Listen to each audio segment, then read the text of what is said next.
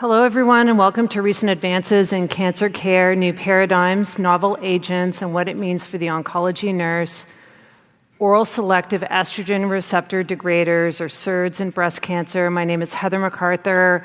I'm the Clinical Director of the Breast Cancer Program at UT Southwestern, and I will be moderating the meeting today. I'm joined today by these terrific faculty members. We have Blanca Ledezma from UCLA, Marissa Marti-Smith from Texas Oncology down the street from me, Ruth O'Regan from University of Rochester, and then myself, of course. These are our disclosures. I'll just flip through those.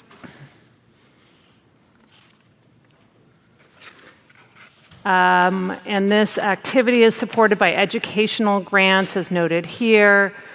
Thank you to the planning committee members, the planners, scientific staff, and independent reviewers. For research to practice have no relevant financial disclosures to announce. This program will contain education and discussion of non-approved uses of agents and regimens. Please refer to official prescribing information for each product if you're interested in looking for the approved indications. The educational themes of all 11 programs focus on the integration of new agents, regimens, and therapies into oncology practice when they should be used, for whom and why, as well as how to prevent and manage associated side effects. I'll just take moderator's prerogative here to make a comment. You've all been doing this for several days now, so you're probably very well acquainted with Kaplan-Meier curves. So the small figure that's on the top here is a Kaplan-Meier curve. The therapy that's on the top line is the group typically that's doing better. Hazard ratios are typically represented as point something, so 0.5, for example. How do you interpret that? It's 1 minus that number. So if it's 1 minus 0.5, it's a 50% reduction in the risk of progression. If it's a survival Kaplan-Meier curve with 0.6, 1 minus 0.6, it's a 40% reduction in risk of death. So that's how you interpret these Kaplan-Meier curves and the associated hazard ratios. And in this bottom figure here, you see waterfall plots. Each line represents an individual patient. If the lines are going down, that means that patients are experiencing a tumor response. If they're going up, that means that their tumors are progressing. So thanks for indulging my explanation there. Here's our agenda for today, and this is where we're headed. We'll start out with an overview of the current clinical role of oral SERDs in hormone receptor-positive metastatic breast cancer and practical considerations for their administration, followed by the potential role of combination approaches. Next, we will start reviewing managing associated adverse events. We'll go over the potential role of early therapeutic switching and end with continued discussion of class effect toxicities and the emerging data with oral SERDs in the adjuvant setting. We're going to interact on first names. This is supposed to be very collegial. It's supposed to be very interactive with all of you. So please use your iPads or those at home links to send us questions as we go along. All right, with that in mind, let's start out with you, Ruth. You're going to talk about the current clinical role of oral SERDs in hormone receptor positive metastatic disease. Thank you, Heather. So just a little bit of a background. If we're talking about mutations in the estrogen receptor or ESR1 mutations, because as you'll see, these SERDs have more activity when patients' cancers have these mutations. So just a little bit about mutations that we see in hormone receptor positive breast cancer. So PIK3CA mutations are early events. They're present at baseline in about 40% of cases. ESR1 mutations are very rare in primary and untreated hormone receptor-positive breast cancer, occurring in less than 5%. But they are acquired as patients' cancer is exposed to aromatase inhibitors.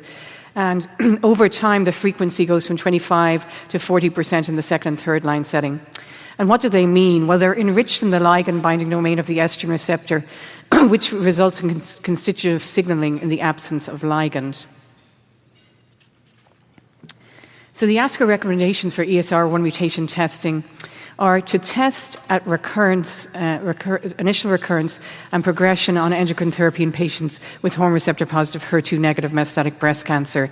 Now, the testing can be performed on blood or tissue. I think a lot of us do it on tissue and sometimes blood at the time the patient develops metastatic disease, and then at various progressions, and I'm sure we'll talk about this, you can check it in the blood. The blood-based ctDNA is preferred because it's less invasive, obviously. You can do it in real time, and there's some data suggesting it's more sensitive. And patients whose tumours or ctDNA remain ESR1 wild type may warrant subsequent testing to determine if an ESR1 mutation has arisen. And again, we will talk about that. So these are the agents that we have. So on the very far here, the aromatase inhibitors, I think as you all know, they basically act by reducing peripheral estrogen conversion to estrogen by blocking the aromatase enzyme. So they drop estrogen levels, and that's essentially how they impact the estrogen receptor. The SERMs, like tamoxifen and raloxifene, they actually interact with the estrogen receptor but prevent dimerization, again turning off cell signaling. Both the SERDs that we're going to talk about at length and the PROTACs, of which one was actually approved last week, act by degrading the estrogen receptor. The one that we've had for many years that does this, of course, is fulvestrant, but that's given by intramuscular shot. And then the serins and the SERCers both essentially interact with the estrogen receptor itself. And as you'll see, both the SERDs and the PROTACs appear to be more effective in patients whose tumours have ESR1 mutations. So just to briefly go through a couple of the pivotal trials, the Emerald phase 3 trial was the first one that came out. These were patients with hormone receptor positive HER2 negative metastatic breast cancer. They had to have disease progression or relapse on or after 1 or 2 lines of endocrine therapy for advanced disease, and they had to have received a prior CDK4/6 inhibitor, so very much kind of standard of care. They were allowed to have up to 1 line of chemotherapy for advanced disease. The randomization was about 500 patients randomized to the oral SERD elacestrant or to investigators' choice of single-agent endocrine therapy, which could be fulvestrant or one of the aromatase inhibitors. There was co-primary endpoints, PFS in all patients and PFS in patients whose tumours had ESR1 mutations, and then overall survival was a secondary endpoint. They were stratified based on ESR1 mutation status, prior treatment with fulvestrant, and the presence of visceral metastasis. And here are the results shown here. So in the intent to treat population, which was all patients, you can see a fairly modest improvement in progression-free survival here with a hazard ratio. I'm sorry, don't you read that actually? But a fairly modest improvement in progression-free survival. You can see the curve shown here. However, over here, in patients whose tumours had an ESR1 mutation, there was a more marked improvement in progression-free survival from 2 months up to 4 months, as you can see shown here. Sorry, it's down here. So in the intended treat population, it was 2 months up to 3 months, and in the ESR1 mutated population, 2 months up to 4 months. They did an exploratory post-hoc analysis to see how patients did based on how long they'd been on a CDK4/6 inhibitor and endocrine therapy in the first-line setting. And this very clearly showed that the longer patients had received a CDK4/6 inhibitor and endocrine therapy in the first-line setting, the better they did with elacestrant.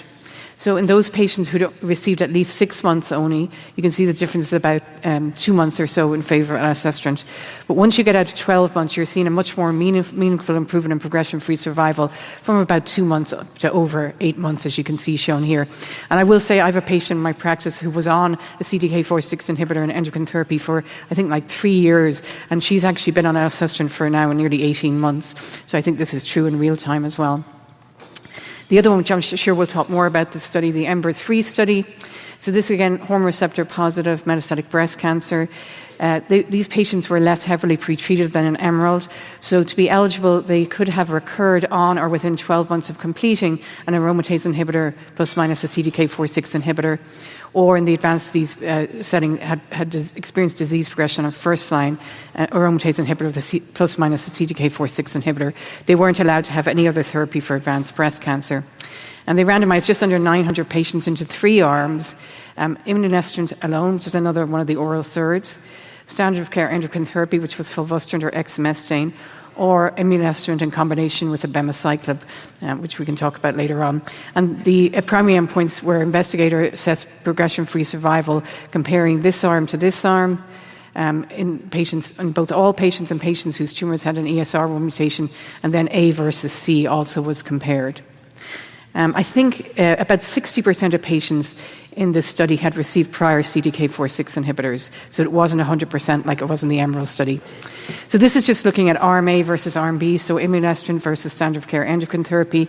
And this is in patients whose tumours have an ESR1 mutation. You can see 4 months versus 5.5 months. You see the curve separating here. So a significant difference with a hazard ratio of 0.62, which was statistically significant. In the intent-to-treat population, however, there was no difference between these arms, 5.5 months on both arms, as you can see, for a hazard ratio of 0.84, which was not statistically significant. And you can see the curves are pretty superimposable. So if you looked at patients whose tumours didn't have an ESR1 mutation, there was really no difference between the agents. The hazard ratio was 1. So I'll hand it back to you, Heather. Thank you, Ruth. So I'm going to deviate from these questions a little bit because I want to hone in on what you recommend, Ruth, as best practice. So it's been a bit of a moving target.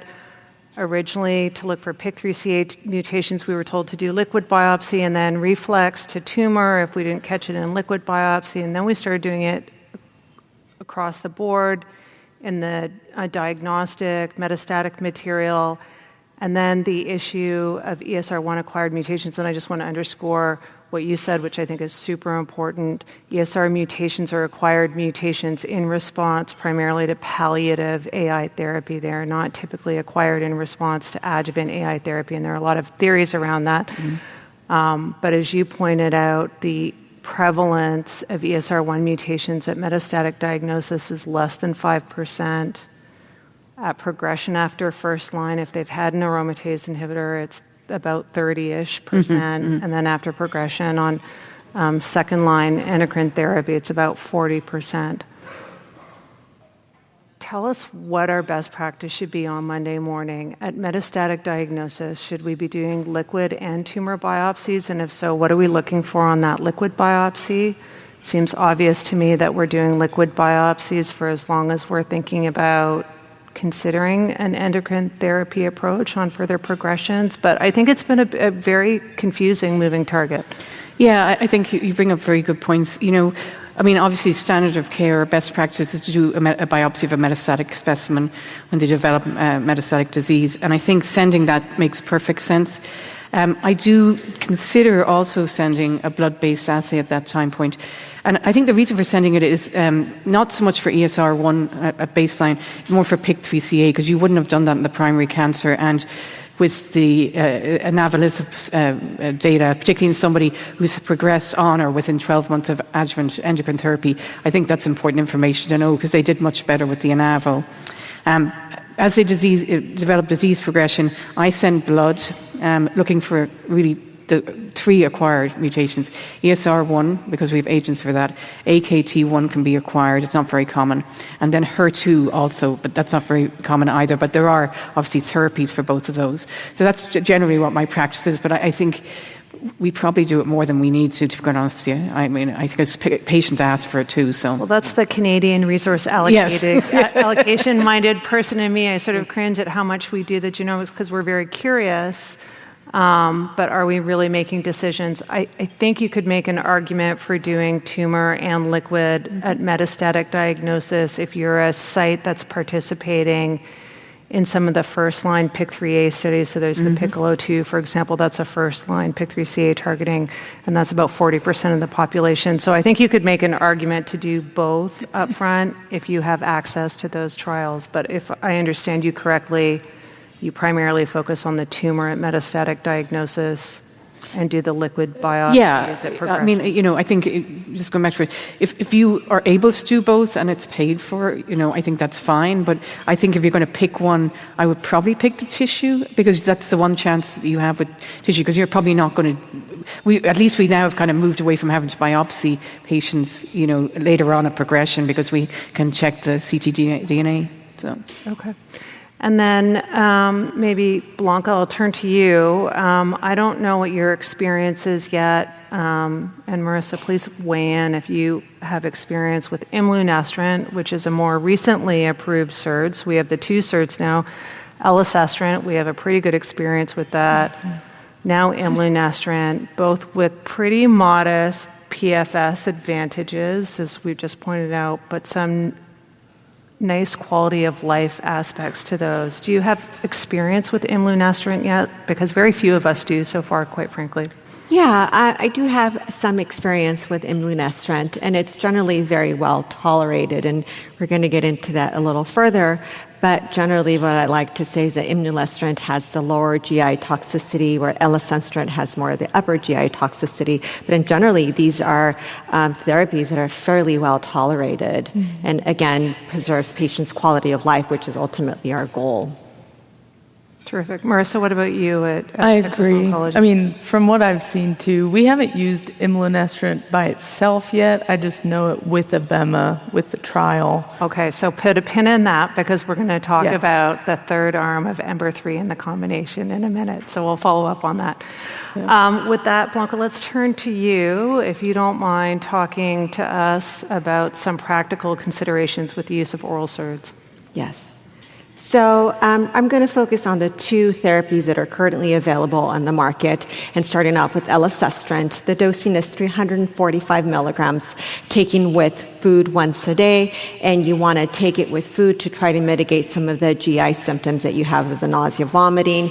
The dosing is 345 milligrams, and it also comes in 86 milligram tablets, and the first dose reduction goes to 248, second dose reduction goes to 172 milligrams, and then discontinue if not tolerated.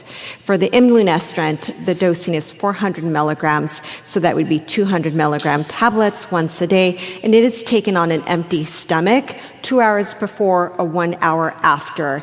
And for pre or perimenopausal women or men, you do give it with the GnRH agonist, and the dosage form is the 200 milligrams. First dose reduction goes to 200, and if they're not able to tolerate the 200, then you permanently discontinue. Now, going on to dose modifications for the elacestrant for a grade 1, you continue with the current dose. Grade 2, you want to hold till recovers to baseline or grade 1 or less, and then you resume at the same dose. For the grade 3, you want to hold till recovers to a grade 1 or less or baseline, and then resume at the next lower dose. But if it's a grade 3 that continues and recurs, you want to hold till recovers to baseline or a grade 1, and then you resume at a next lower dose. If it's a grade 4, you want to allow it to recover to baseline or one grade to grade 1 or baseline, and then resume at the next lower dose. If it's an intolerable grade 4, then you permanently discontinue. For the imlunestrant, for general modifications for a grade 2 that's persistent or recurrent that does not resolve within 7 days despite maximal supportive measures, then you want to allow it to recover to baseline, grade 1, and then you want to resume at the same dose. And if it's a grade 3, grade 4, with the exception of any non-hepatic asymptomatic lab changes, you want to allow it to return to baseline or grade 1 or less, and then resume at the next lower dose. For the time sec, I'm not going to go into the hepatotoxicity in too much detail, but we do want to monitor for any hepatotoxicity and manage accordingly. For the unique populations and considerations, geriatric population for the elacestrant and the imlunestrant, how did these patients do with efficacy and safety? And basically with both the elacestrant and imlunestrant, that they saw that patients greater than 65 versus less than 65, that the efficacy and the safety was essentially the same, that they did just equally the same. Now, when we look here with the hepatic impairment, we see with the elacestrant that patients with mild hepatic impairment, there is no dose adjustment. Patients with moderate hepatic impairment, you want to reduce the dose to 258 milligrams. With patients with severe hepatic impairment, you want to avoid using treatment. With the imlunestrant, patients with mild hepatic impairment, there's no dose adjustment. Patients with moderate to severe hepatic impairment, you reduce the dose to 200 milligrams. Now, adherence with oral SERDs, this is very important to us, that one of the barriers is understanding side effects. So if patients have side effects, we really need to mitigate this and understand this because it would be a big barrier to patients' adherence. Financial issues, we want to mitigate these because, again, it will be a big barrier to our patients complying with their treatment. Any mental health, anxieties with their treatment, it's going to be a big barrier. We want to ensure that we do address these issues, any level of education, any educational materials that we supply them with, that they'd be appropriate for our patients. The follow-up and engagement, that regular follow-up visits, there's been data to show that patients who have regular follow-up visits, that they stay more compliant. Clinical pharmacists adhering monitoring, as well as with nurses, that when they get these continued follow-up with the pharmacists and nurses, that patients are more adherent. We're capturing these toxicities earlier on. Written instructions and an appropriate reading level has also been helpful, and then the use-back, teach-back method has also been helpful to allow our patients to really ensure that they're understanding the information. Setting up expectations up front is always key. And then simplifying the medications, doing 90-day prescription refills to help with adherence. The medication reminders, using technology with apps, pill organizers, smart pill organizers, text messages. And there's been studies to show that using technology-based interventions does help patients with adherence. Now, drug interactions with elacestrant. Strong to moderate CYP3A inhibitors. You want to avoid, it does increase the elacestrant exposure. Strong to moderate CYP3A inducers decreases the exposure, so you want to avoid. Now, when we look at the PGP and BCRP substrates, you want to just refer to the package insert because it does reduce those substrates. Now, I'm shifting on to the imlunestrant. Strong to CYP3A inhibitor, if you can't avoid it, you want to reduce the dose. For strong CYP3A inducers, if you can't avoid it, you want to increase the dose. And the PGP substrates, BCRP substrates, you want to avoid it. If you can't, then you want to refer to the package insert because it does increase the exposure. So to summarize, elacestrant is 345 milligrams with food. Imlunestrant is 400 milligrams on an empty stomach. With imlunestrant, you do want to make sure you're monitoring those LFTs. For the hepatic impairment, you do want to follow the guidelines. And for the geriatric patients, the efficacy and safety was equally the same. And we do want to monitor for the concomitant medications, specifically the CYP3A inhibitors, inducers. And then we want to leverage the 90-day refills for our patients, make it as easy as possible, teach back methods, mitigate those barriers, the education level, and address those anxieties with regards to the therapy. Now, we're going to get into a case presentation. So here we have a 78-year-old female who lives with her husband. She's got 2 daughters, and her daughters are very supportive, and they're very engaged. And she was diagnosed with hormone-positive, HER2-negative, metastatic breast cancer. And so she was on Adjuvant letrozole, and she was then progressed on her treatment and then ultimately went on to abema letrozole and then unfortunately then progressed. And then she was found to have an ESR1 mutation. So she then was started on elacestrant, and she's been on elacestrant for 6 weeks. So comorbidities for her, she has a mild CKD, hyperlipidemia, she's on rovastatin, hypertension well controlled, reflux, and she has mild forgetfulness. So what are our approaches to ensuring that we're supporting and encouraging adherence for this patient? So her daughters, because she is supportive, they give her a smart pill box that has alarms that are helping her become adherent. We're doing the proactive engagement with doing the follow-up calls to ensure that if she's having any toxicity, that we're capturing it earlier on. We're doing video visits and doing in-person visits to ensure that if there's any issues, we're monitoring labs with her history with the hyperlipidemia. If there's any issues with her labs, any cytopenias, that we capture those earlier on and address them. Because of the mild forgetfulness that she does have, we have encouraged her to keep a diary where she can keep track track of any symptoms, and her husband's helping her do this as well as her daughters. And then we can review this diary when she comes in to visit, and we capture any symptoms that she may have. And then we've also given her a written schema of what to do if she has any nausea. Are you taking your medication with food? Have you taken an antiemetic? And have you called us? This is what you do if you have this symptom. If you have any musculoskeletal pain, have you taken any acetaminophen? Have you done your yoga? And have you called the office? And having this written schema has been really helpful for her and her husband to follow and know what to do. What her current status is that she's due to have her scans after 3 months from treatment start, so we haven't scanned her just yet. She has a mild grade 1 nausea, of which she's managing with just dietary modification and occasional ondansetron that she takes. She does have a mild musculoskeletal discomfort, which she manages well with some acetaminophen. And her labs have been pretty stable up to this point. And overall, she's tolerating treatment fairly well. So thank you, Blanca. I think you make a couple really important points there. We are seeing a growing body of data, initially from the CDK4/6 inhibitor first-line space, but now we're starting to see it in these second-line options as well. Our older patients derive the same benefit as our younger patients. There's been a historical pattern where we discontinue drug for our older patients if we run into any toxicity issues rather than doing dose reductions, but there are dose reduction options here.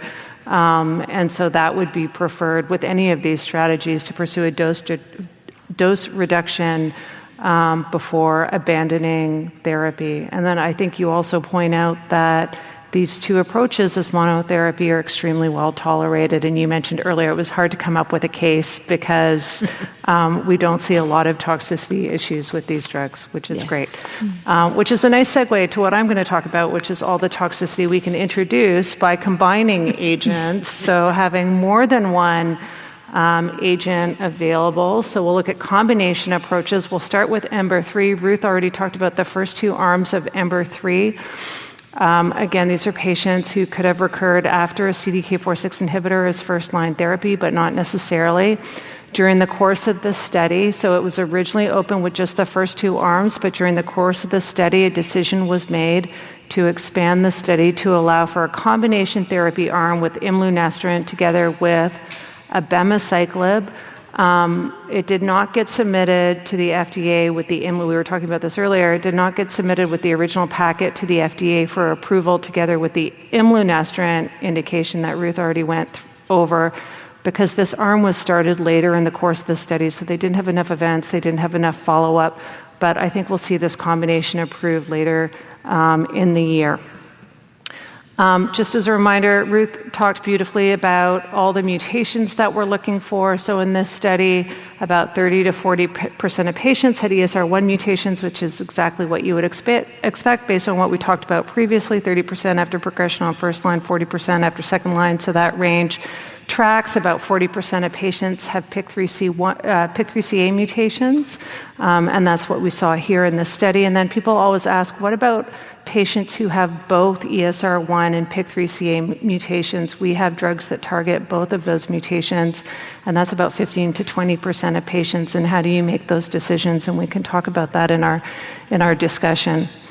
But here you see the Kaplan-Meier curve. So for the patients on the left, with the ESR1 mutations, and on the right, it's patients without ESR1 mutations. You can see in both Kaplan-Meiers that the red line is higher than the blue line, indicating that the combination of imlunestrant with abemaciclib was better in progression-free survival for both those patients with ESR1 mutations and those who don't have ESR1 mutations.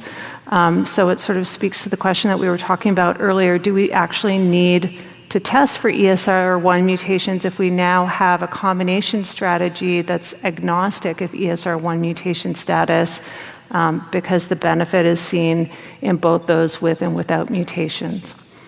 The Avera study is a phase 3 study. This is a study looking at giredestrant, so another oral SERD, with everolimus versus standard of care endocrine therapy with everolimus. Patients had slightly pretreated disease, less than or equal to 2 prior lines of endocrine therapy, progression or relapse after CDK4/6 inhibitor therapy. Primary endpoint here is progression-free survival. Most of the patients on the endocrine therapy arm received exemestane together with their everolimus, which has been a standard of care for some time. And the giredestrant outperformed the standard of care endocrine therapy for the intention to treat population as well as the ESR1 mutated population. This is not an approved approach at the moment. Giredestrant is not approved either alone or in combination for the treatment of advanced disease, but it's on the docket with the FDA for the end of December. So we should have a decision about this option from them later in the year. So things are getting particularly complicated and confusing. And then if you look at the signal of overall survival, data's not really mature here. Only 59% of patient data was mature at the time of this initial overall survival analysis, and this is in patients with ESR1 mutations. But you can see again that giredestrant and everolimus arm is outperforming with a hazard ratio of 0.62. So again, what does that mean? This is for overall survival. So what does that mean? 0.62, 1 minus 0.62, a 38% reduction in the risk of death when compared to the current standard of care. So that's a pretty notable and clinically important outcome.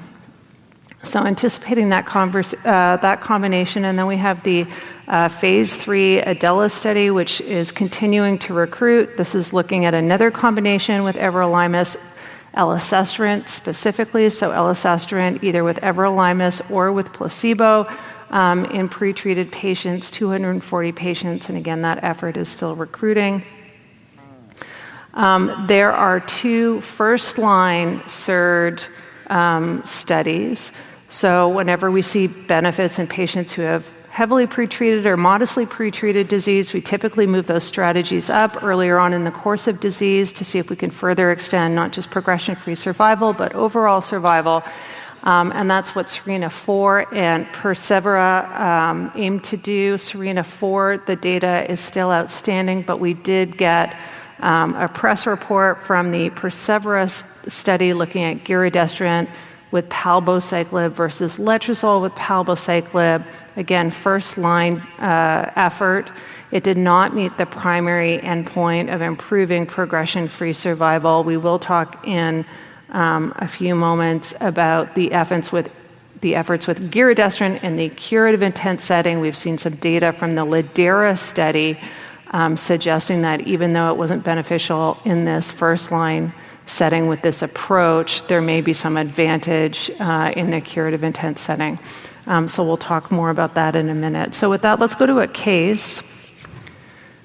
This is a 54-year-old postmenopausal woman who presented with rib pain. She's in good health, good ECOG status. She's got bone lesions. She has lung lesions. She has a liver biopsy, so apparently she has liver lesions as well. Grade 3 ER positive, HER2, IHC 1+. She goes for germline testing. She's got no genetic variants. I'm going to assume this is a typo because she had a liver biopsy. So liver tissue NGS shows a PIK3CA mutation. So this goes back to what Ruth was talking about, which is getting the importance of getting biopsy material at suspected metastatic diagnosis to confirm the diagnosis, because it has obviously huge implications, but also using that material to do NGS testing to look for any actionable mutations like PIK3CA. She gets first-line standard of care hormone therapy with aromatase inhibitor and CDK4/6 inhibitor, specifically ribociclib, which she tolerates for exactly 2 years before she progresses. So that's the average amount of time that combination typically works. So she's right sort of at the median there. Then she has growth in her lung lesion. She gets a liquid biopsy because she's just progressed, right? And under the pressure of that first-line aromatase inhibitor, there's a 30 to 40% probability that she will have acquired an ESR1 mutation, and indeed, she does have an ESR1 mutation, but she also has a PIK3CA mutation here. So Ruth, fun case for you. Yeah, so I think because she seems like, first of all, she was on the CDK4/6 inhibitor and aromatase inhibitor for a long time, so it suggests her cancer is still hormone responsive. So I might consider an oral SERD, either elacestrant or imlunestrant for her, assuming we can't get a BEMA with the imlunestrant because it's not approved yet. She's somebody I might consider doing that with. The way I make the decision is, like, how much disease do they have? Because I think you're weighing up toxicity with efficacy, right? Because we know that if you give a PIK3CA, a PI3 kinase inhibitor, you're going to get more toxicity, but it was a little bit better progression-free survival with that approach versus with the oral SERD. So that's when you say toxicity, do you mean hyperglycemia-related management? There's other things too, but that's the one that a tough drug, right? Sure.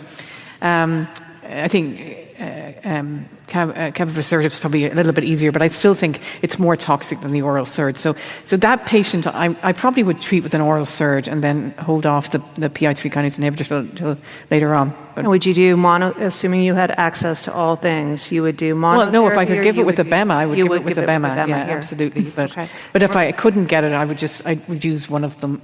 One of those drugs, yeah. And Marissa, you said you had some experience in your group prescribing the combination with abemaciclib. What's that been like? Yeah, with the trial, we had patients that I felt like did really well with the abema. Of course, the lower GI toxicities, but I feel like it wasn't anything different than we saw, or we see, I guess, with abemaciclib by itself.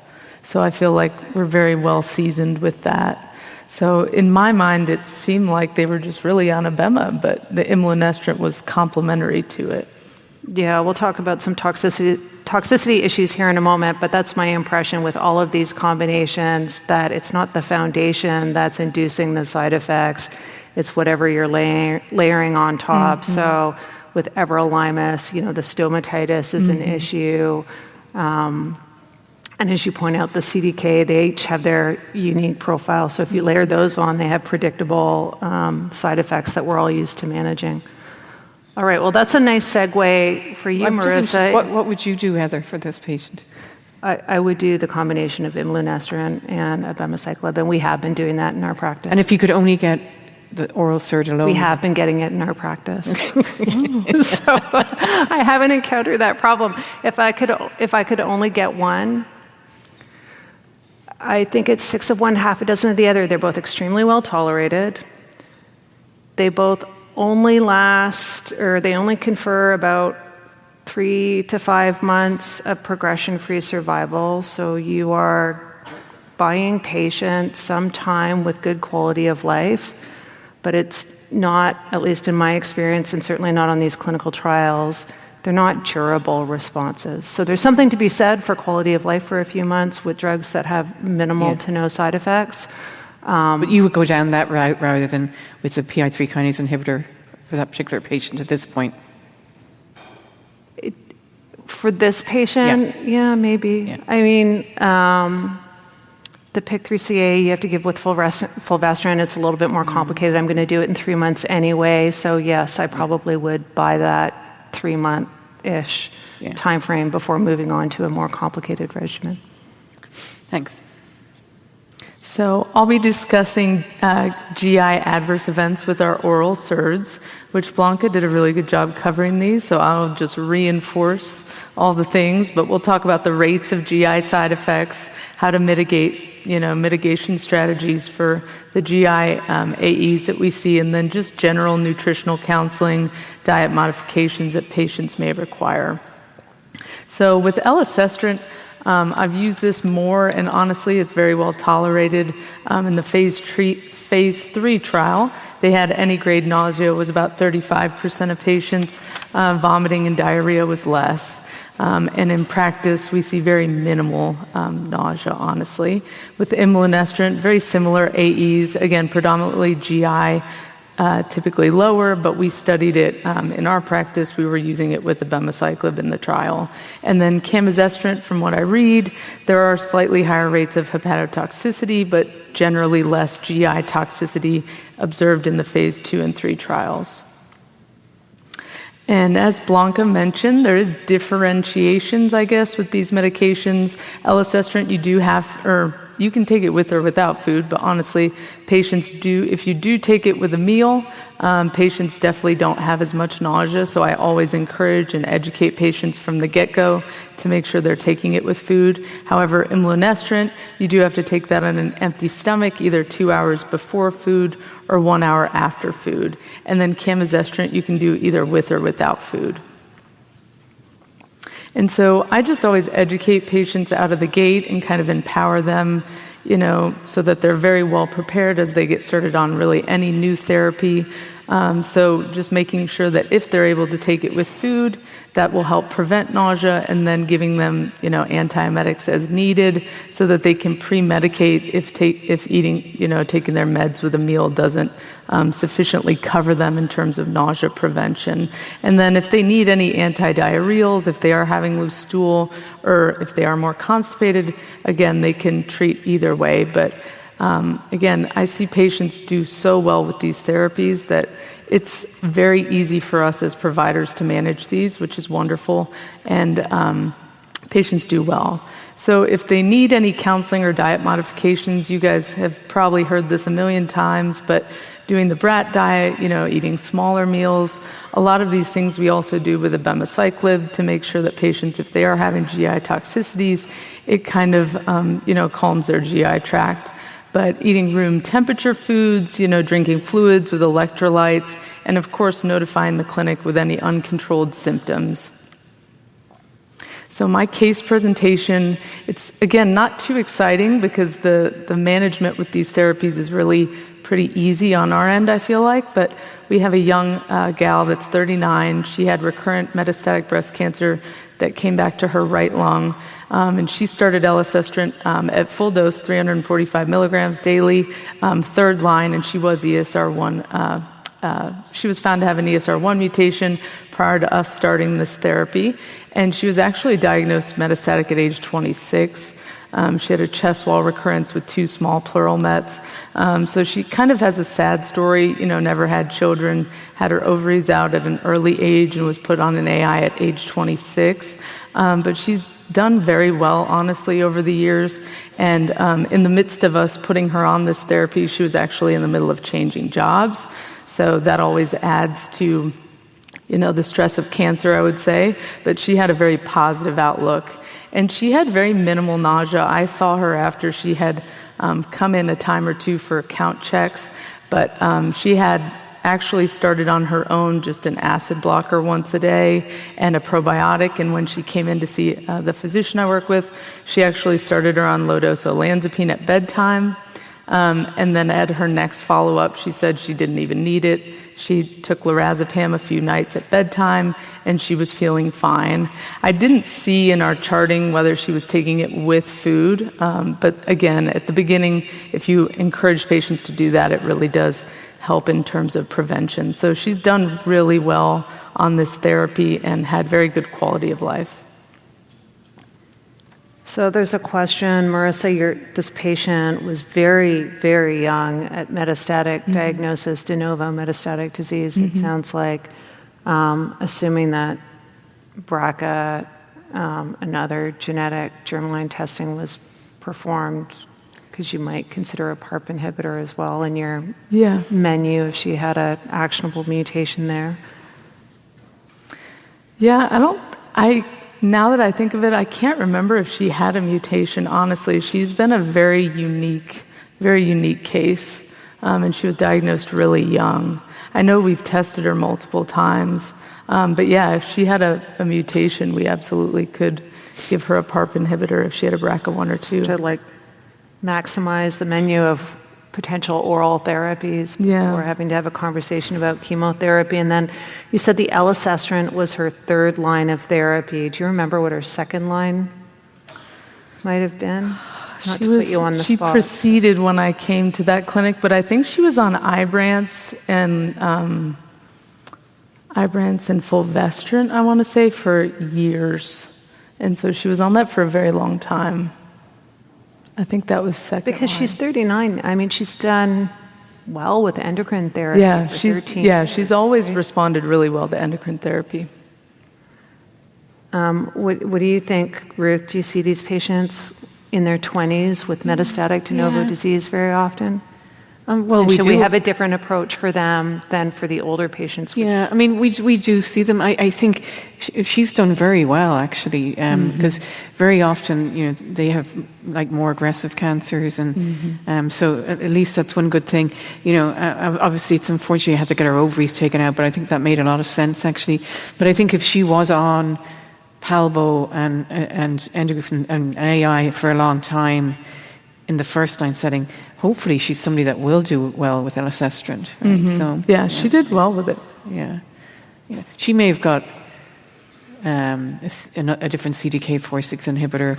Yeah, and I can't fulvestrant remember. with second line therapy because she's got such an endocrine sensitive cancer. But it's hard. Yeah. I mean, the median life expectancy for advanced hormone receptor positive breast cancer is still in the single digits, right? So the fact that she's done well despite being diagnosed at a young age for 13 years is very, very remarkable. Blanca, Marissa made a comment about the patient being prescribed olanzapine. Is that something you've ever used with any of we these use services? olanzapine quite a bit, and it is very helpful to control the nausea and taking it at bedtime. And if we need to increase the dose from 2.5 to 5 milligrams, it is quite helpful. But with the SERDs, we don't really use it. I feel like my patients are just sailing through on the SERDs, that they're not, unless my nurses and APPs are protecting me, and that's a possibility, and something's going on that I don't know. We need it to use it. I just feel like as monotherapy, they do very well, but this is unique in that she has had a very durable response here. You two should collaborate because you both have patients who have done very well on a long course of elacestrant. That's true, I have. Yes. But my patient is considerably older, though. But still longer than you would expect responses. I think there's a lot of research interest in these, long responders, like what's different about their cancers. I remember we were looking at that when I was in Wisconsin, because there are some patients that just do great. Like more endocrine sensitive. Yeah.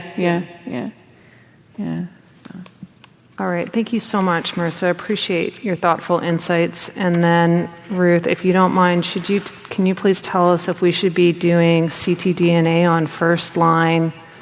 I was going to say, let's move on to something that's not remotely controversial. You got the hardest assignment today, for sure. So we're going to talk first of all about the PADA-1 study, which is a study that was presented a number of years ago. We already talked about ESR1 mutations, how they're acquired when cancer exposed to aromatase inhibitors. Overall, about 40% of patients with hormone receptor positive metastatic breast cancer will develop them. It can be detected by ctDNA analysis. We know they drive resistance to aromatase inhibitors, but not CDK4/6 inhibitors. SERDs, as we've talked about quite a bit, are active, but with limited efficacy after progression. So the PADA-1 was a first-line proof of concept trial. The aim was to detect and target rising ESR1 mutations before tumor progression, and then to basically either change therapy or not, thereby delaying tumor progression and maximizing exposure to CDK4/6 inhibitors. And so basically what they did here were, these are all patients being treated in the first-line setting. So you would assume that they had aromatase inhibitor-sensitive disease, but we know that that's not true in all patients. They were all receiving an aromatase inhibitor with palbociclib, and what they did was they took blood at baseline, and then approximately every 2 months, the first one was at 1 month, and then every 2 months after that, basically to look for ESR1 mutations in the blood. If the blood level of the ESR1 mutation went up, they obviously scanned, and they were following with scans. But in the patients who had rising blood ESR1 mutations but no evidence of progressive disease, they got randomized to either continue the aromatase inhibitor with palbociclib or switch to fulvestrant with palbociclib, because at the time we thought fulvestrant was a better option for patients whose tumours have ESR1 mutations. And you can see the patients that switched did considerably better than the patients that stayed on the aromatase inhibitor, with a median progression-free survival of 12 months compared to 6 months in the patients who stayed on the aromatase inhibitor. So this was the first evidence to support the idea of monitoring ESR1 mutations during first-line treatment as a means of essentially changing treatment. And the other thought was that understanding the kinetics of ESR1 mutations could help with optimizing ESR1 mutation screening. So just presented as ESMO here, they went back to the PADA trial and basically looked at the cumulative and instantaneous instances of ESR1 mutations. So what we're looking up here is, in black are patients whose tumours who had progressive disease, and the blue are the patients who did not. And what you can see here is that, as Heather's been kind of talking about, there's a very low rate of ESR1 mutations at baseline, but you can see that they increase over time up to about 40%, which is what we talked about. The other thing that was very interesting is that it's a bell-shaped curve shown down here. So it's rare to detect these ESR1 mutations before 6 months, but then also after 30 months. So this suggests that it's selection of a minor pre-existing mutant subclone. And it's kind of similar to the KRAS mutation kinetics that are seen in colorectal cancer.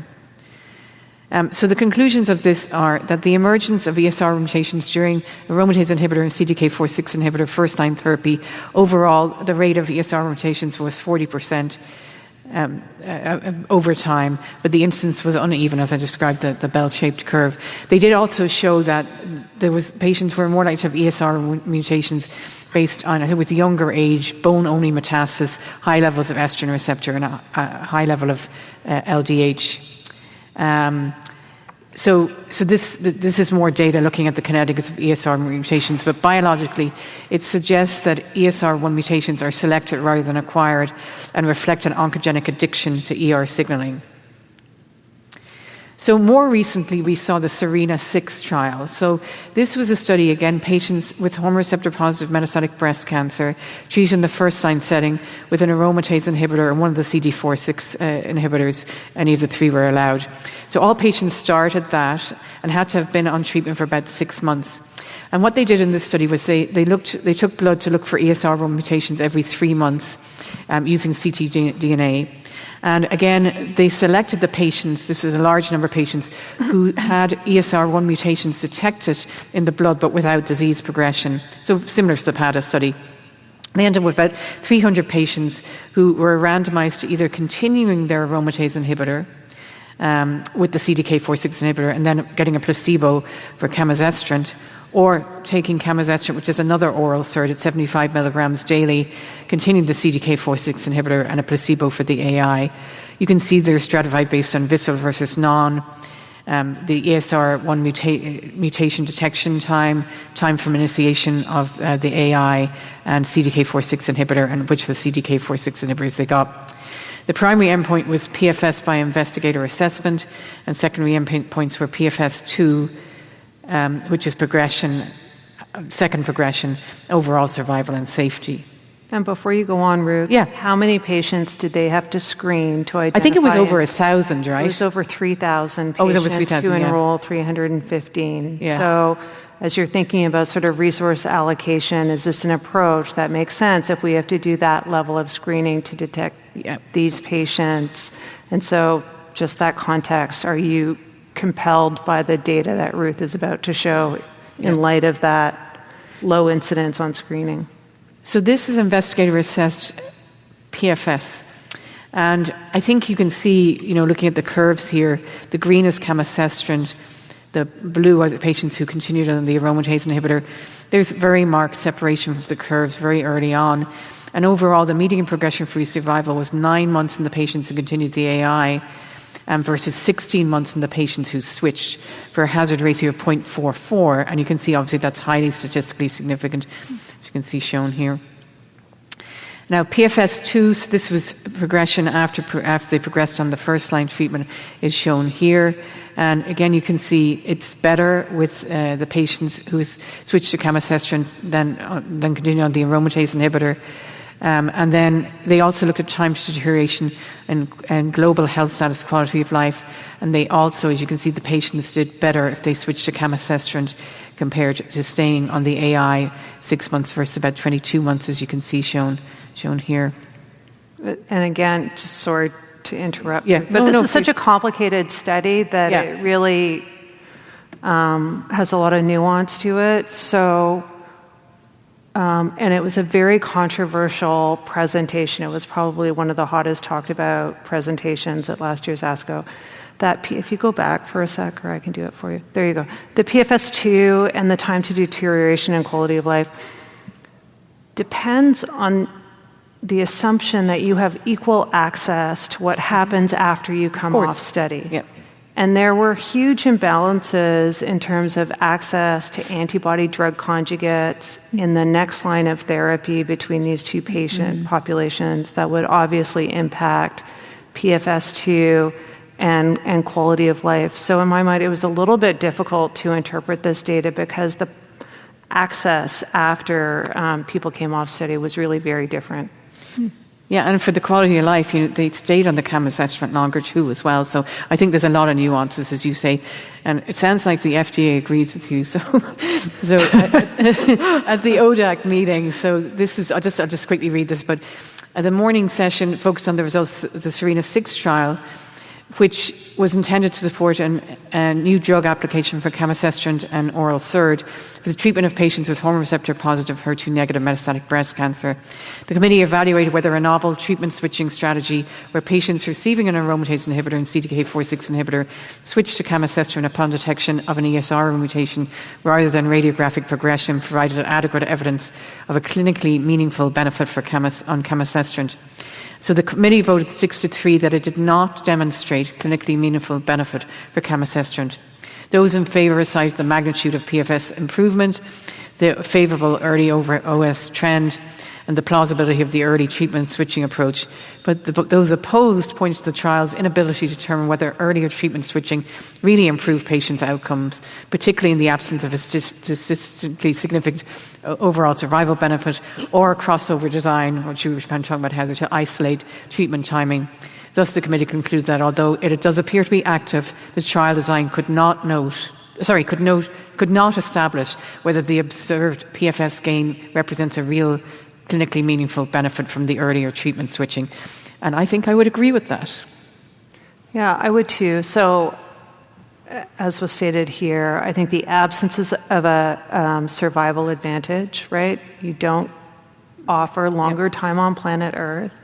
You do have the PFS advantage, but you use essentially 2 lines of therapy to get there. So if you're an academic institution and you want to offer patients clinical trials, and we have a lot of clinical trials in the second line and third line setting, that you are going to limit their access to second line phase 3 trials because this will count as 2 prior lines of therapy. That's another very good point. Absolutely, yeah. And I also just think, just thinking historically, that we've done kind of similar stuff with tumor markers. It's never really panned out as really improving outcomes. So I would personally have to see an overall survival advantage. And even with that, because of what you were saying, there was differences in what they got at disease progression. I don't think it's ready for prime time. And yet, Blanca, tell me what's going on in California. So I know in my clinic, patients are showing up with their Signatera, their ctDNA, and I don't know what to do with it except, file it in the filing cabinet. It is a real problem, and the adjuvant setting problem. too. Yeah. Especially in the adjuvant setting, but also in the metastatic setting. I think in the adjuvant setting, I think it's probably better than just pan scanning them, which some patients want. But I'm not sure it's ready for prime time. But sometimes what can you do? And the expense. I'm guessing in California, and you're around the corner from me, so it can't be that much different for you, Marissa. No. But I'm sure people are coming in, having practiced in California for a number of years. Signatera, yes. Yeah. we do Signatera. They do request it. They come. And do you do it when they request it? We do the Signatera, yes. Yeah, that is something that we do. In the metastatic setting? And Not in the metastatic setting, no. Sometimes, occasionally, we'll do it to appease them, but, what's it going to show? But in the adjuvant setting, we do, absolutely. In the metastatic setting, it really doesn't provide any further benefit. I have a patient in the metastatic setting who's getting it, and I'm like, we're doing scans every 3 months. This adds no additional information because you have radiographic progression, but they insist on paying for it. I have a patient right now. She's actually a physician in her 40s. She's got hormone receptor positive metastatic disease. Really has unfortunately disease progressed through almost everything. But she's seen somebody down at in New York, and they're monitoring Signatera like every few weeks. And I feel like it's just like why, because there isn't a lot of great options for her for treatment. So I when patients ask me to do it, and I don't do it, frankly, and I try to educate them, although these visits are getting longer, more complicated. We don't have 45 minutes to discuss the pros and cons of liquid biopsy testing in the curative intent setting, for example.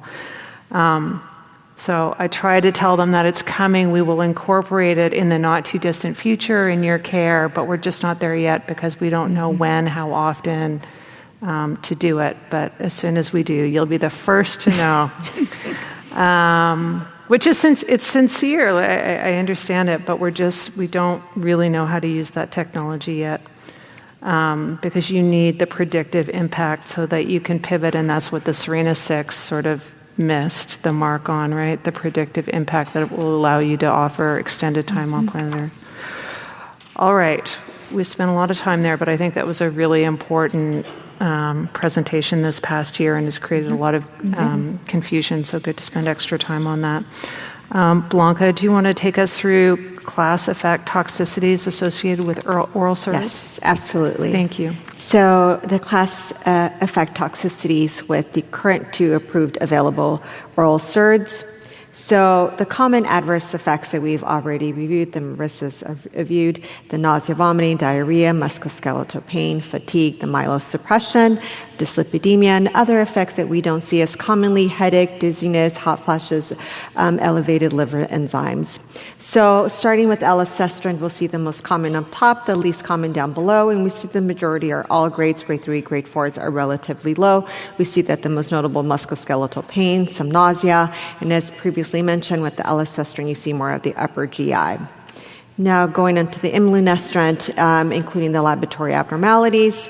Again, the most common up top, the least common down below, majority being all grades, grade 1, grade 2, grade 3, grade 4, relatively low. See the most common here, the musculoskeletal, hematologic with the hemoglobin, neutrophils, count decrease, and the diarrhea is the most common with the imlunestrant, the lower GI. Now, the management of the cytopenias, this is something I don't think we've covered very much just yet, but it's important that we do obtain that CBC at baseline prior to initiating therapy, and then we want to rule out any potential contributing factors other than treatment prior to starting. Do they have any marrow infiltration, any nutritional deficiency, any concomitant medications that are contributing to their anemia? And then we want to repeat their CBC throughout the course of the treatment, approximately every 4 to 12 weeks, where they're on treatment or per your institutional guidelines. And then if we need to hold, if we need to dose reduce, but generally this is really not an issue, having to use growth factors, transfusions, because patients generally do very well. Musculoskeletal pain, this is something that we do see. Doing exercise like physical activity, stretching, low impact exercise, yoga, this has been fantastic helping mitigate this musculoskeletal discomfort. Using over-the-counter medications like acetaminophen or NSAIDs when patients it's appropriate has also been quite helpful at helping mitigate discomfort. Other things like physical therapy, massage, and then acupuncture. Acupuncture is fantastic, and referring our patients to our East-West medicine has been very useful with the acupuncture. And then also we want to make sure that we're evaluating, making sure it's not progression of disease that is also contributing to their discomfort.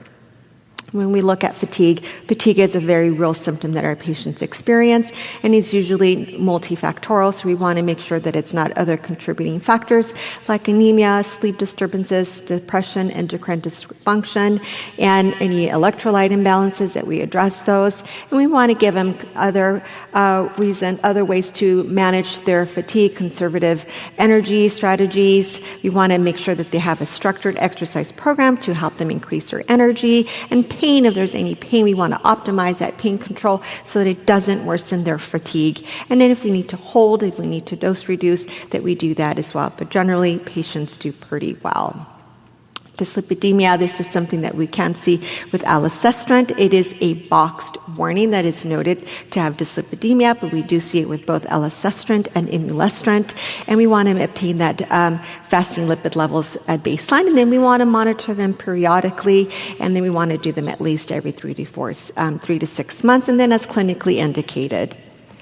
And then the takeaways here is that overall, as you've seen throughout that we've spoken, is that these SERDs are very well manageable, the toxicities in general. Most patients do fairly well. Majority of the toxicities are grade 1, grade 2. And the importance of following these labs, we want to monitor routine CBCs, we want to monitor the cytopenias, we also want to monitor for the dyslipidemias and their LFTs.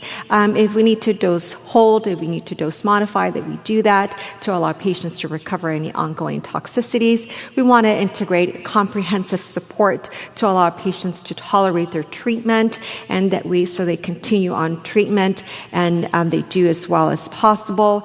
And as nurses, as APPs, we are the front line of early symptom detection, patient education, and helping our patients continue to be adherent with their therapy so that these patients continue to have good quality of life and continue on their therapy. So now going on to my second case presentation. So here we have a younger female, 42, who's single, who has a dog, an older senior dog, and her sister's her main support.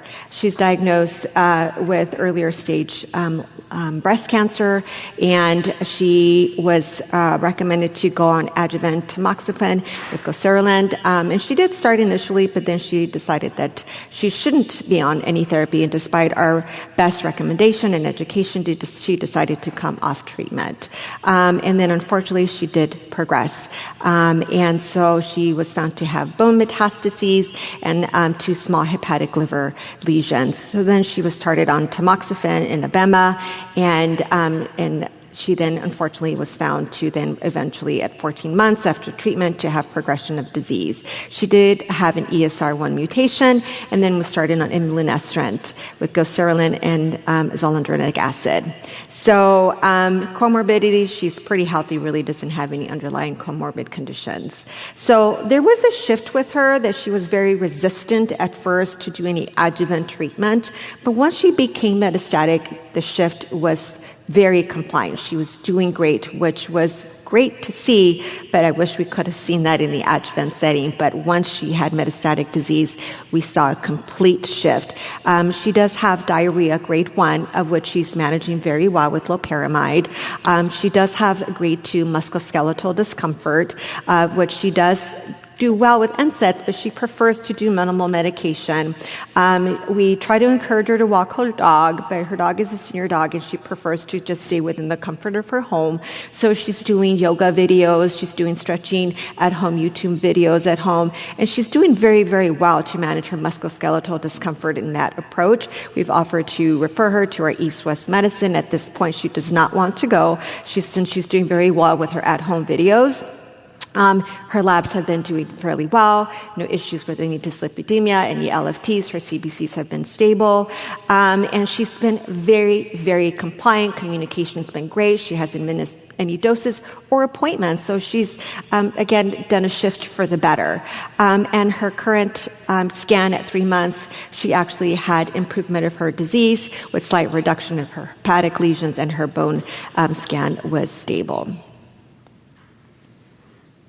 So let me ask you a quick question. Would you, and it depends a little bit when she was treated, but given that she was getting goserelin first line is there a world with what you know now about the SERD world?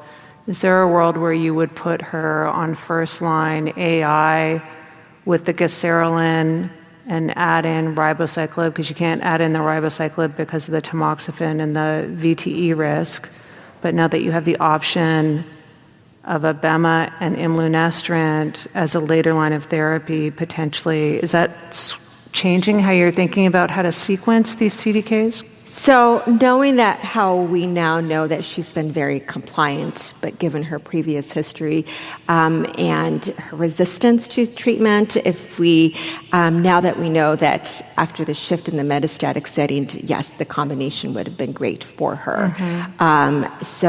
But in the historical picture that we had with her initially, with her resistance to treatment. Well, she wasn't having it. She wasn't having it. That's clear. Yeah. But she's has a done different very level well, of but motivation. she's also tolerating treatment well.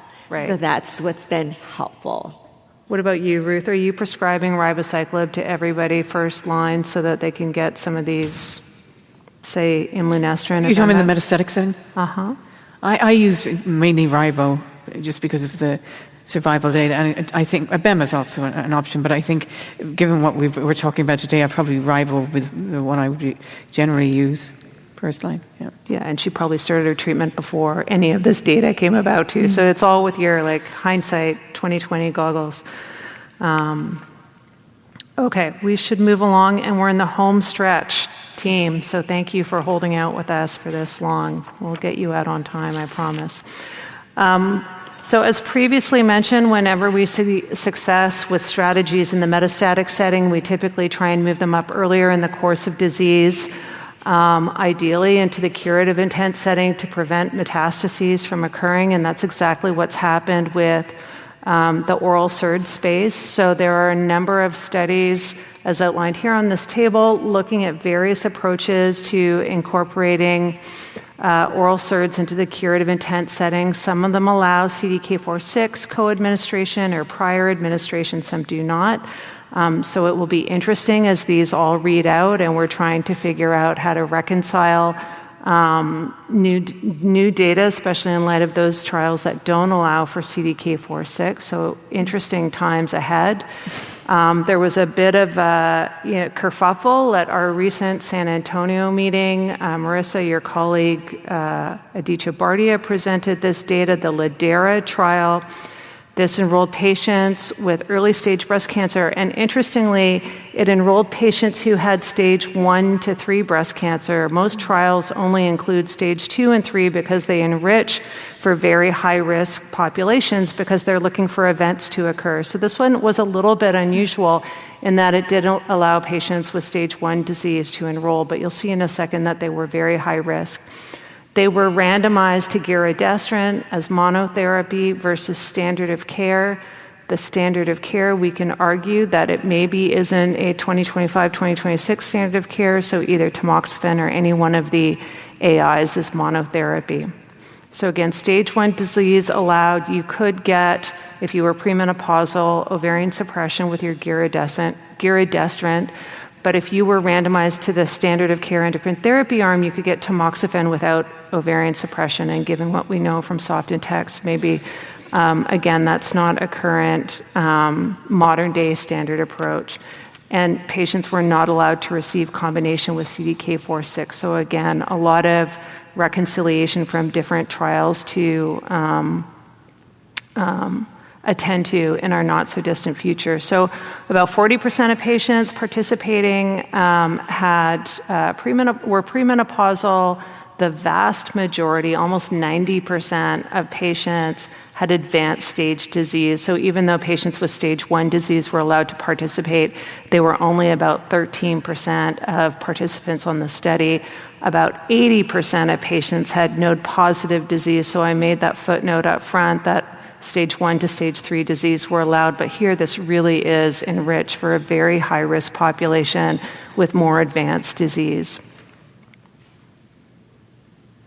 And here are the results. So the outside Kaplan-Meier curve is the overall results, and then the inside Kaplan-Meier is a honed-in, magnified view of that curve, and you can see that there was an improvement in invasive disease-free survival or cure rates. The hazard ratio was 0.7, so 1 minus 0.7 is 0.3, so a 30% reduction in the risk of recurrence, but it was very short follow-up with very little data at 3 years. So the absolute difference was just under 3% at just under 3 years. So a modest difference and further follow-up, in my mind, is needed, and really the benefit was most marked in the very, very high-risk populations.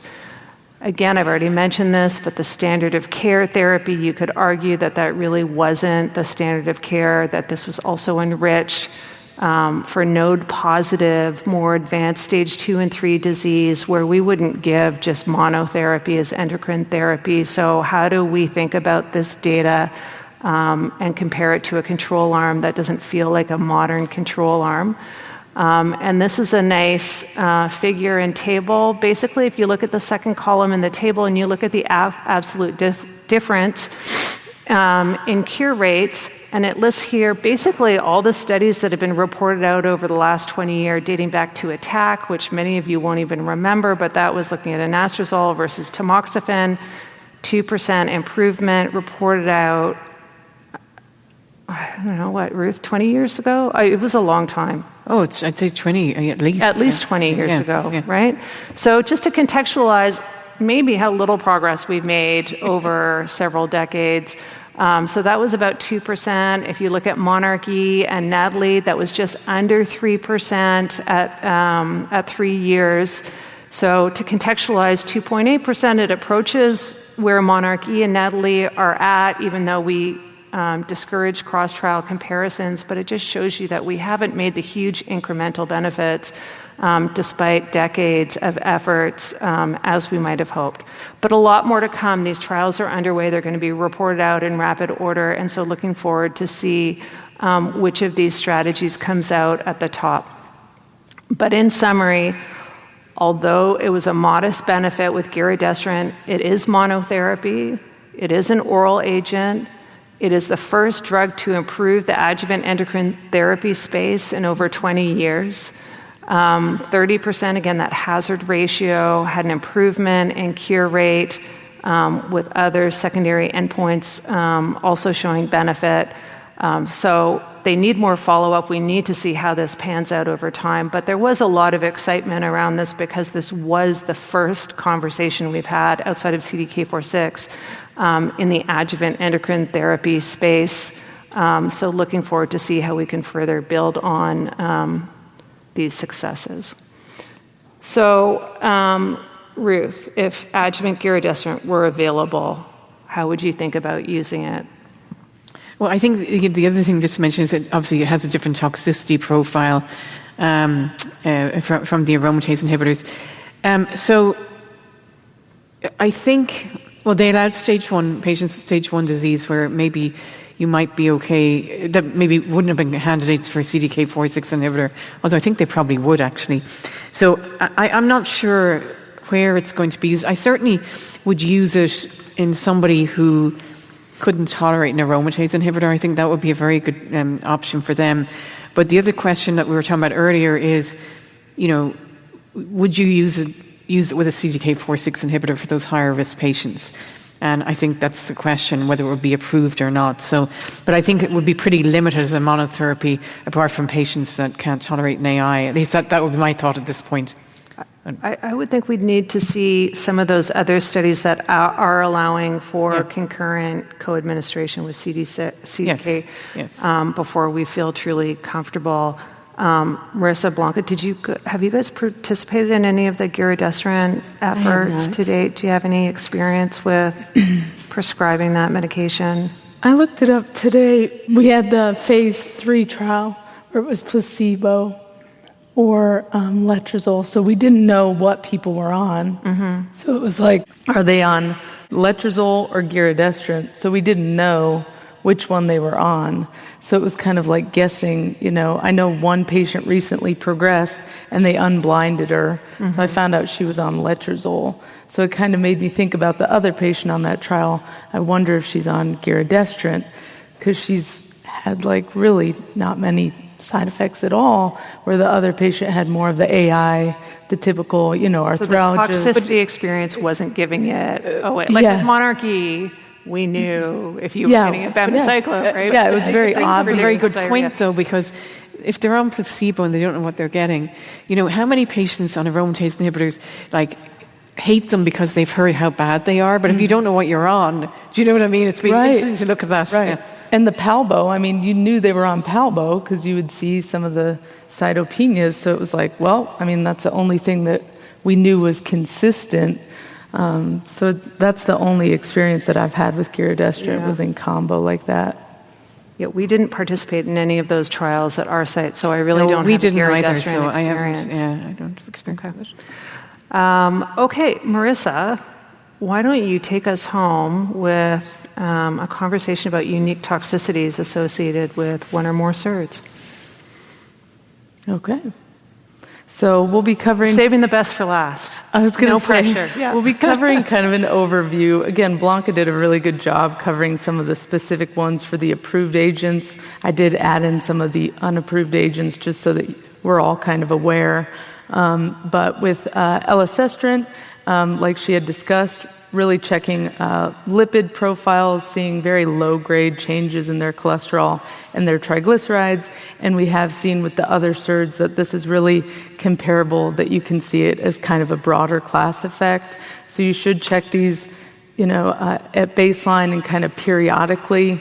And I do try to encourage patients, again, in the metastatic setting, none of us are super concerned with cholesterol, but it is something that we have to be super aware of when we put patients on this therapy. So just educating them on eating a heart-healthy diet, exercise, doing the most that we can on our end to prevent, elevations in these labs if we can, in the case that the drug does induce it. So like Blanca had said, really the increases, the very small grade 1 and grade 2 increases in the LFTs with both elacestrant and imlunestrant, and then decreases in the hemoglobin really is honestly most of what you see with the CBC. However, the imlunestrant, you see the decrease in the ANC a little bit more with the lower grades and a slight decrease in the platelets, and then the increase in the creatinine with the CMP on elacestrant. So with camizestrant, which I haven't had experience with this therapy, and again, it's not yet approved, but from what I'm reading, really there was mostly the cardiac AEs with sinus bradycardia, which is an unusual side effect that we've seen that I don't remember seeing with other therapies that we've used. So it is kind of a new thing for us to be aware of, but there was about 7.7% of patients in the SERENA-6 trial that had this. But the good news is the vast majority of them were grade 1 or grade 2. So patients were either totally asymptomatic or they had very mild symptoms. And the median heart rate decrease was about 14 beats per minute. So the concern that I have read about is really just the synergistic risk if we combine camizestrant with some of our other QT prolonging therapies that have that risk. So during the trials, they did frequent ECGs, checking their CMPs and checking their magnesium. So I'm assuming once this does get approved, we'll hear about monitoring with ECGs, moving forward. And with giredestrant, again, I had seen it with trials, but not by itself necessarily. They did have some bradycardia, but it was less. It was 3.8% of patients in the Avera trial, and they had grade 1 or grade 2. Again, very mild compared to the standard of care arm, which was 0.5% of patients. There were no reports of grade 3 or grade 4 bradycardia, and there were no visual disturbances seen with giredestrant, which we will talk about with camizestrant. This is something that you can see with about 32% of patients that were taking camizestrant in combination with CDK4/6 had this visual disturbance, photopsia, and about 12 to 20% of patients, I guess depending on the trial and the dose of therapy patients were on experienced this. Again, the majority were really grade 1, 90% of patients, and grade 2 were 8% of patients. But it's interesting, apparently when patients start this therapy, you see the median time for onset's about 8 days. And what patients experience is kind of like brief flashes of light in their periphery. And it actually, which I have on this next slide, it actually tends to occur when you go from dark to bright environments, apparently, and so it's very transient. So just really, educating patients if they do start this therapy once it's approved, just being aware that this is something that can come up, and just setting expectations so that if it does occur, they aren't anxious or freaking out. They can let their healthcare team know that they might be experiencing this. But essentially, if they have this side effect, you stop the therapy and it's reversible. So that's the good news. But just educating patients that if they're having really any severe or continuous vision changes or difficulty doing everyday kind of tasks, they need to see their eye doctor. So I'll do this case presentation very quickly, but this was a 76-year-old female that I have that's a patient of ours, has metastatic breast cancer. She has really extensive bone-only disease. She was on this phase, this second-line phase 1 or 2 study that we had where she was on elacestrant full dose plus this valsilisarm, which is a selective androgen receptor modulator. And she actually, about 4 months into therapy, was responding really well. And she was actually having to come in every 2 weeks for blood checks because it was required with the trial. So we were seeing her constantly. But we saw that her cholesterol suddenly, became elevated, and triglycerides looked fine. Her HDL was okay. Her LFTs were kind of mildly elevated. And so we had to start her on a low dose of atorvastatin. Explain to her some dietary changes, make sure she's exercising. She actually told me, because at one point her liver enzymes were elevated, that she doesn't drink alcohol, but she takes a sip of wine every day when she takes communion. So we had all kinds of discussions about her diet. And she takes communion every day? Yes. Yeah. And I didn't ask her, but I assumed that she didn't want to stop doing that. I only have one glass of wine a day. It's just this. Yeah. I said, well, how much wine? And she was like, it's literally a sip. But anyways, but so really just talking to her, because around Christmas she was eating all the things and her liver enzymes got very elevated again. So we had to talk about just eating a healthier diet for her liver, essentially. And putting her on the statin didn't help, but we kind of had to get her cholesterol down. But her liver enzymes ended up normalizing, and her cholesterol did come down. So again, there really aren't that many exciting case studies for SERDs, but that was kind of the extent to my experience. Thank you, Marissa. I think we've all admitted we have little to no experience with giredestrant, but that photopsia is really interesting, right? And I like the photo that you included. And what I've heard is the flashes of light that some people just continue to live with. I know you said that you should discontinue treatment, but I think because it's reversible, people are tempted to keep going. I know. I wonder. And not report. Yeah, I wonder, if they just kind of deal with it, or if there's. I know, from what I read, they said, well, avoid driving at night if it's very, if you're sensitive to. Or having difficulty driving because of the flashing lights. But it makes you wonder, again, as we start using it more, to what extent, does it kind of come and go? I'm assuming with light changes in the room, I'm assuming patients can manage it and not just stop therapy if they have it. Well, we're all going to learn together, because if the panel doesn't know, we're all going to have to do it. All right. Well, thank you for joining us. I want to conclude by thanking this outstanding panel for the terrific discussion and information. I want to thank all of you here in person who stuck through to the end, and those of you who are online. Thank you so much for your engagement and participation, and have a great rest of your weekend. Thank you.